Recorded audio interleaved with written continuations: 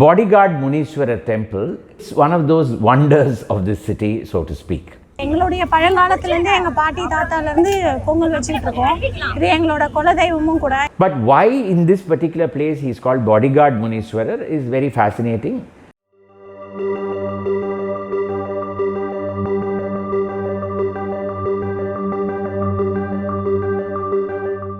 Bodyguard Muneeswaran Temple is a very fascinating shrine because it begins in colonial times and finally it evolved and changed character and became very popular in the present times.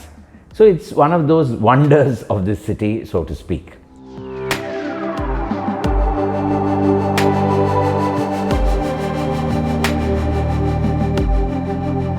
Today people go there, they take their vehicles, new vehicles, they go there, they pray to Bodyguard Muneeswaran because they believe that Muneeswaran is so named there because he protects their body. The body of the vehicle and the body of all the people who are inside the vehicle.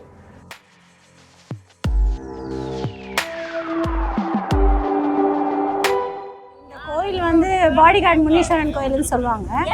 So அவர் வந்து ஒரு முனி. அவர் ஆக்சுவலாக அவர் வந்து எங்களுடைய பழங்காலத்துலேருந்து எங்கள் பாட்டி தாத்தாலேருந்து பொங்கல் வச்சுக்கிட்டு இருக்கோம். இது எங்களோட குலதெய்வமும் கூட. எந்த ஒரு எப்படி ஆக்சிடெண்ட் ஆகாமல் காப்பாற்றுறது, ஸோ இந்த மாதிரியான விஷயங்கள் வந்து நடக்கும். அதனால் புதுசாக வண்டி எடுத்தோம்னா அதில் இருக்க அந்த கந்திருஷ்டிலாம் போகும்.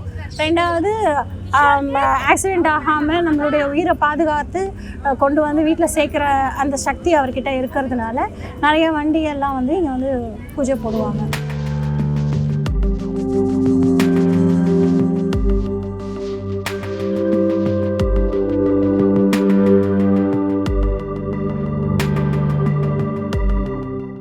புது கார் வாங்கினாலும் பைக் வாங்கினாலும் ஃபுல்லாக இங்கே தான் வந்து பூஜை போடுவோம்.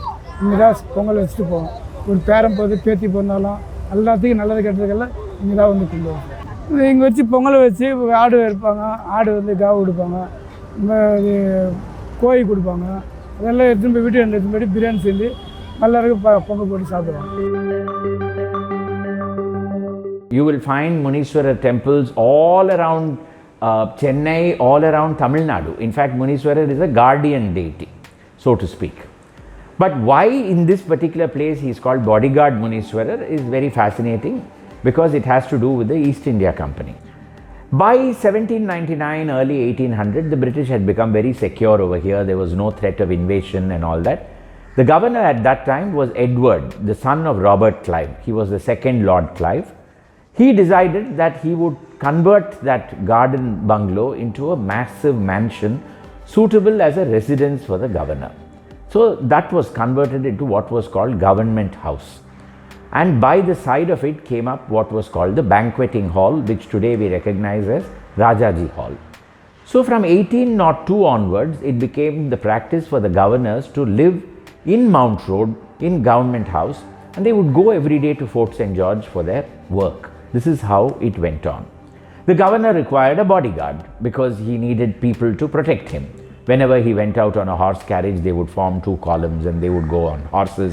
Then they would be standing guard outside the gate of Government House and all that.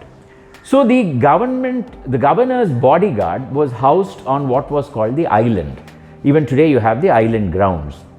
And in the island there was what was called the bodyguard lines. And every day the bodyguard would come from there and then take up duty in front of Government House, and then at the end of the day they would go back to bodyguard lines. Many of them were Muslims. So a governor's bodyguard mosque was built, which still stands on the island behind what used to be the bodyguard lines. Then my guess is this Muneeswaran temple must have been a small wayside shrine that existed by the side of bodyguard lines where the governor's bodyguard was living. And therefore it came to be known as Bodyguard Muneeswaran Temple. The name, I think, like you have Visa Anjaneer, there is a chartered accountant Pullayar like this. So this also is one of those varieties where you now have a bodyguard.